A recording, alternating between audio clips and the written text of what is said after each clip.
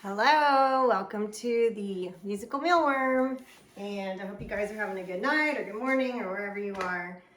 I think today what we'll talk about is how excited I am about the baking racks. Okay, so I had started out, like I said last time, with these rolling carts.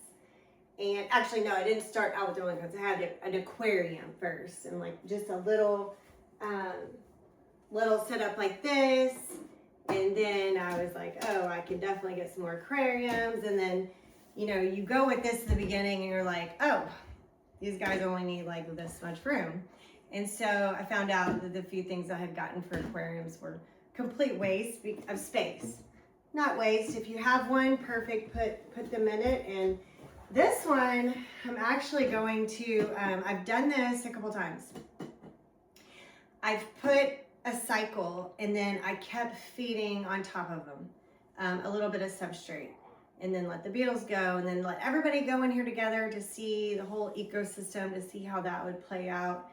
Unfortunately, before I decided to start videoing, I went ahead and fed all those off to the chickens, and I'm really kicking myself for not videoing that, because it was really kind of cool to see if you just keep letting it go. And that, I mean, you're not going to get the production that you want if you're trying to, mass produce or anything, because obviously they're going to be eating each other. And but it still kind of works if you're putting a lot of moisture in there, and not a lot of moisture. I'm saying like the correct amount of moisture, and just kind of letting the whole nature thing. It's kind of weird how it actually still did produce some, but I'm past that. After that, I started figuring out, oh my goodness, I can put wheat bran in anything. And I kind of went, it's a little bit addicting when you start into that whole phase of, okay, I'm gonna breed beetles now. And you start getting pretty much anything random that you have, if you're like me and you wanted to see an experiment and do all that. Okay, so I mean, I got a whole 100-pack of just these little deli things, and would put a little bit of substrate, 5 beetles in, and then just like I had them everywhere, stacked all around my space, all these little cool things set up, right? Well, my family didn't think it was that cool, but and then these, and then whatever container, right? And I would even get, like, if I went to the store to look for something, I would look for something like, this is the lid. So actually these are really cool, because these were the lids to these. So these are like little muffin pan things. You can see the bottom. And when I started using these, all the eggs would go like in those little crevices, right? But anyway, this is the lid. And so this was like a bonus when you could buy this for $1, and it had 2, right? So you could put the substrate and then raise them. And then of course, have them stacked which way.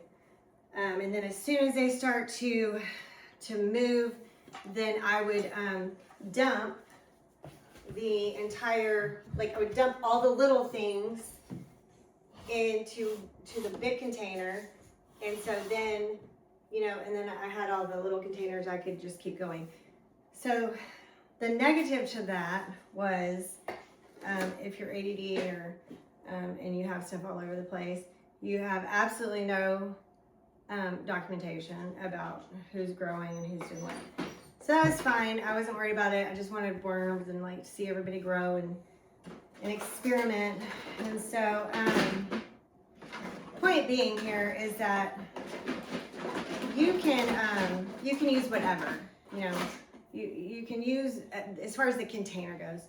So many people are worried about putting a lid on it, or that the beetles are going to fly out, and The only thing I've ever even heard, I've heard the beetle wing kind of flitter, but never experienced it. I've never actually been able to find one fly online.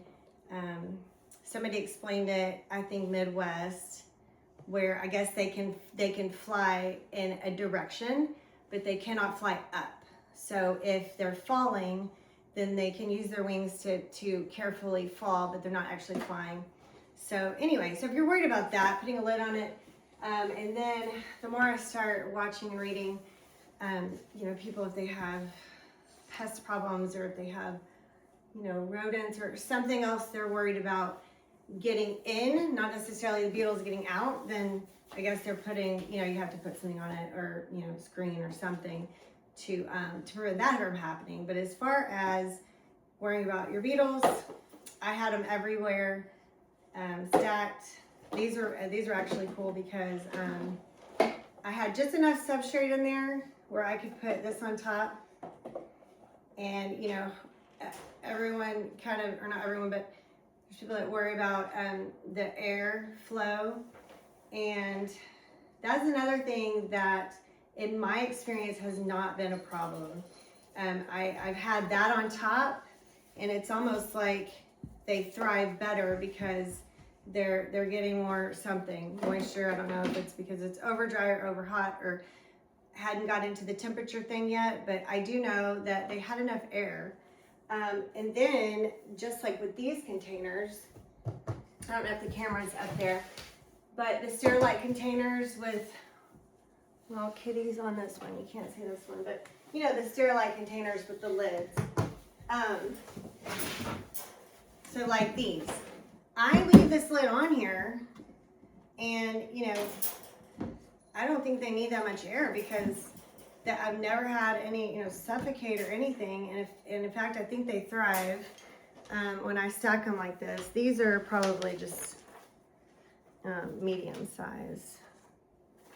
But I leave this on here, the lid on here, and then, you know, cover them here, and then just put this lid on here. And it, you know, when I go in to put the carrots, you know, every couple days or a few days or whatever, and I'm rotating this around, you know, they're getting that whiff of air.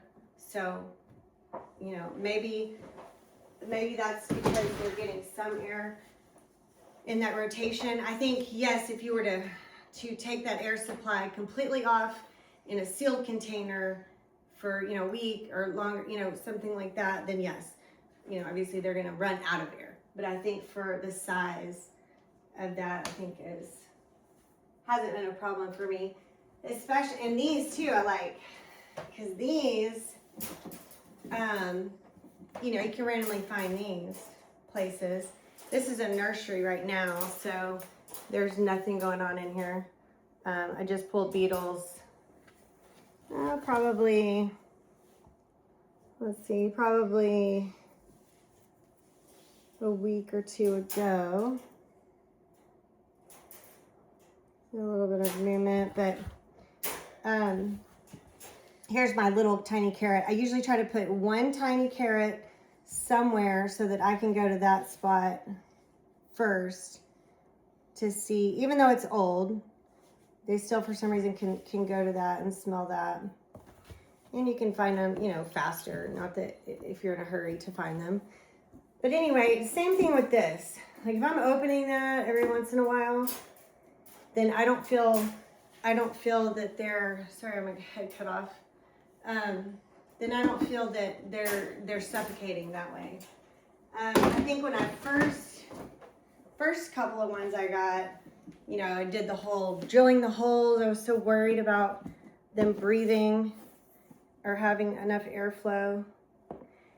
Now, I mean, of course, your situation might be completely different if you're in really high humidity, or you're, you know, getting moisture, too much moisture in there, and then, you know, you're cutting off the airflow. So those things you have to think about. But in my situation, we're in Texas, and it seems to be pretty dry, especially right now. It's pretty dry with the winter. or not winter, I shouldn't say winter. It's January 10th, and I think it was 70 degrees today outside, so it was just fantastic weather. But anyway, so that's kind of a little bit that I wanted to say about the container. So many people are like, what do I put them in? What can I put them in? And my response to that is anything that is clean. You know, randomly, you want to pick up something from an estate sale or something. You have no idea if they bombed the house or if they had, you know, with pesticide or whatever. And even these plastics that come from the grocery store, you know, there could be something on them still. So that is my only thing is the word clean added to container. And obviously they can't fall out, or and that it's plastic, steel. Oh, this is another thing I tried. I went to a restaurant supply, not a warehouse, but you know, just a restaurant supply company here, and just to browse around to see, start looking at dough boxes or you know, other anything. I'm always looking. My brain is always on for a 2-inch container, flat, you know, storable something, right? And so they had a whole thing of these, 20, like more of them, but I only bought 20 because they were selling them for $1 each, and because they were bent, you know, they were, you know, they're the old, or they're the food steamers or whatever for restaurants. Anyway, so this was $1, right? So my mind went off. I was like, this is fantastic. I can screen this. I can, you know, use these in baking racks or something, right? So I got paper bags. Well, at first I was like, okay, the screen. I couldn't think of a good way to put the screen on here without using a ton of glue and to make those holes work when I was going through the whole egg lay through the screen projects. That's a whole nother thing. But I'm not talking about that right now. I'm talking about just use for a tray. And so this one, I just double-sided sticky tape and got a really good grocery bag, you know, the from the good store, not like a real cheap one. And I say a cheap one, I guess from a grocery store that still has sacks, or grocery bags. And I guess a lot of people don't really have those anymore, but I guess I got it at Natural Grocer. No, I don't even know where I got these bags at. But I just taped it down. Okay, so this was fine. This worked pretty good. It's a little bit, I was a little bit risky on the holes on the side because it's a little bit too short. But I just did one layer, and it's fine. The beetles did their thing. I got tons of eggs, and a lot of them were stuck to the paper. So I don't know how many I actually, got stuck that didn't hatch, whatever. But anyway, it was pretty good. I think it was just a little bit heavy by the time I was like, had to make the tape, and then can't really wash it once you get going. So I don't know. It's kind of a, it worked, but it's not really practical for long-term use until I can find something that is really more cleanable, because it's just too big for the beetles. They fall through, and it's really just not, unless you're having to probably go and put another layer of something. At that point, you might as well just get a different box, right? So I don't know. I have 20 of these now. I don't know what to do with. Speaking of the screening and all that, so when I went through that stage of, let me get the beetles to lay through the screen and, see if I can get this setup going where you have the beetles and then they lay and then everything. a lot of people it works great with, and they tend to get that set up. For me, I had a lot of eggs stuck to the screen. And I even, instead of cutting it all the way out, and gluing the screen on the inside, because I was worried about the glue. I didn't want, the beetles to be eating the glue, all the toxic glue. So that was a big thing for me too. So I kind of wrapped it around the outside. Anyway, I could, when you put the wheat bran in, like half of it falls out every time you move it. And then the egg thing. So it just wasn't practical for me. But it has worked for some people.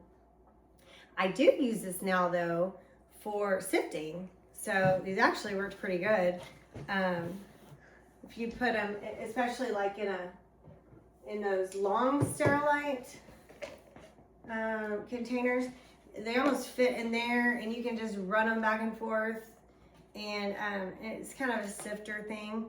Again, these are all things I tried instead of, going on Amazon and buying the $100 AR, the outdoor gold pan set and all those things. I wanted to see what I could make first, it's for fun. Just that's how we were raised. My dad just always made everything out of nothing just to see if he could do it. So that's kind of where we're at with that.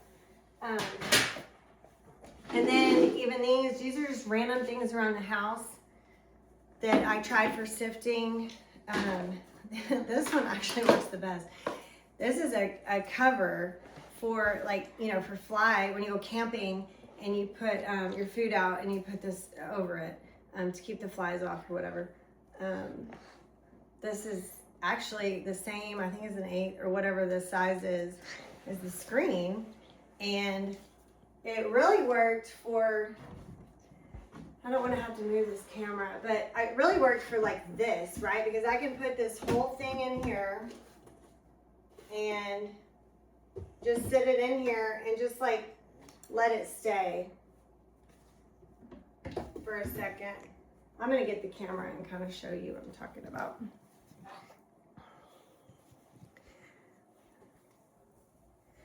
So I just put it in so instead of getting all that everywhere, it just kind of rolls a couple of times. Of course, there's a carrot in there right now.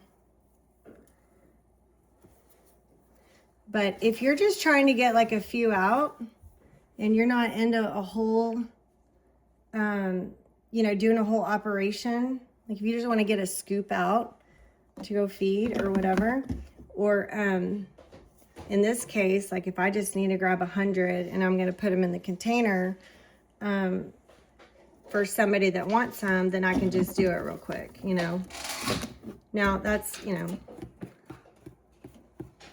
that's just for something. That's not what I'm going to do to sift or to go outside. I mean, to go doing a lot of them, right? It's just something that could work if you're just like this. Just like if you're going to go get just a scoop full, then these are about the same size too. There might be a little more on there, but just for today, I'm going to. So same thing, just get like a little bit, and it's just going to, you just get it, So anyway, these are, the point is just trying to show you that you don't have to go buy a bunch of equipment or anything to raise mealworms. You can just use things you have, the containers, these.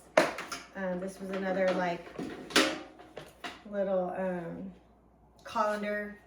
It wasn't the right, perfect, exact size, but it was fine. And I could just take it and, shake it and get some out, harvest some that way. So anyway, the baking racks. So I think after I decided that I was going to start, I need more space, right? I had all these containers just everywhere. And I was like, okay, I need to get upright space. I'm running out of, you know, I need to go up.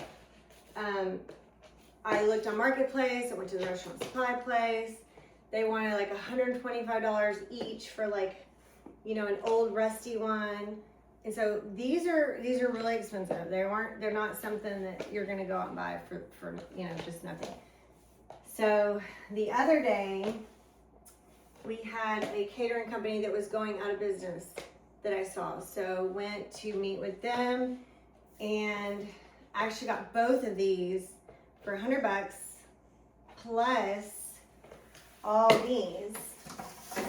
These were bigger, but these were big giant cake boards for like cakes, and a lot of people use cardboard, but this was really cool because I feel like it's kind of, it's, you know, sturdy so cake doesn't fall, right? So it's a little bit, you know, I don't know how, I mean, unless you go to a specific store that has good cardboard boxes, you know, not the dollar store, all their boxes are gonna fall apart. But anyway, so we cut these, and they slid in perfectly. And so, you know, I just decided how many rows I wanted to do.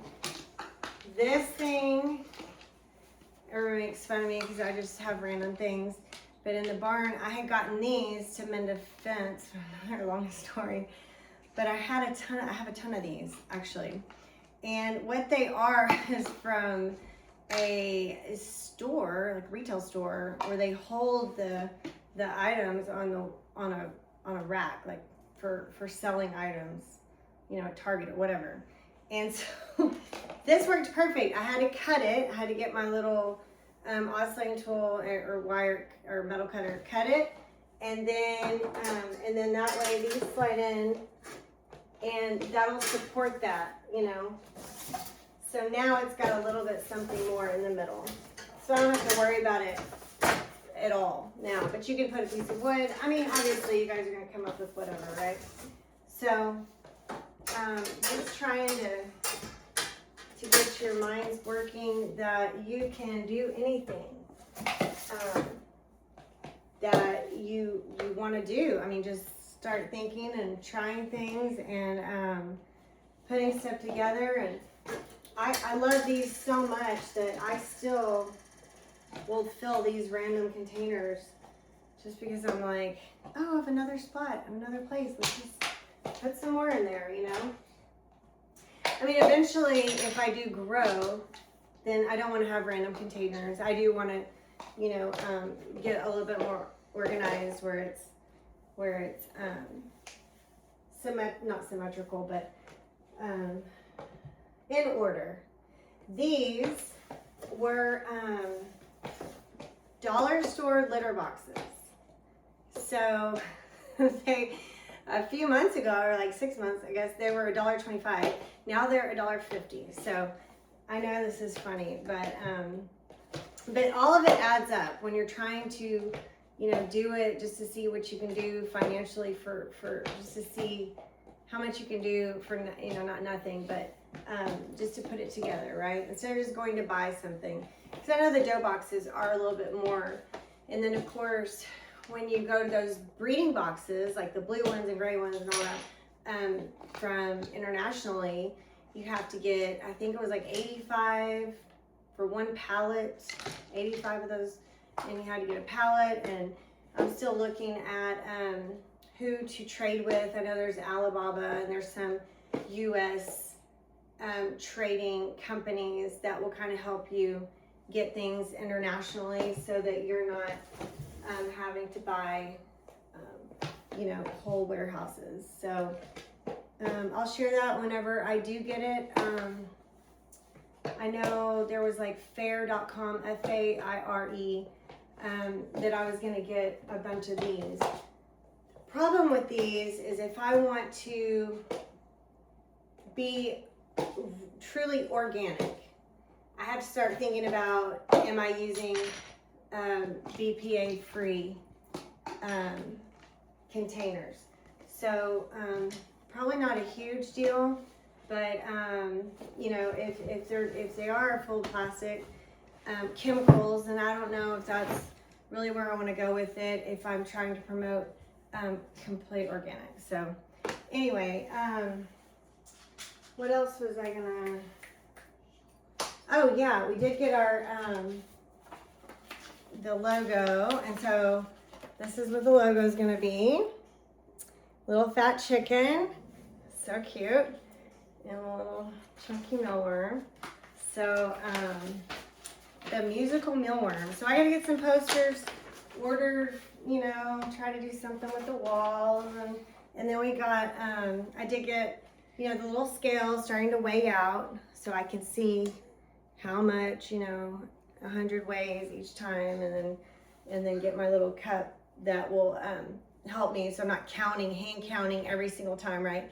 So anyway, got the little stickers, and I'm making these myself. I literally ordered these 8 ounce, or not 8 ounce, the smaller ones, because I think the soup containers were 16 or 8, and you know, my daughter's poking the holes in them for me, and you know, we're just doing that for now until, because you know, the insect live containers were a little bit more than these, and so for now we just ordered those, and then we'll see how that goes after that. And anyway, I just want to say too before I go that the Mealworm Co-op is so fantastic. Like, you guys have all been doing that, helping other people, and I wish I would have found that first, because I probably would be a lot farther than I am now if I wouldn't have had to do trial and error myself.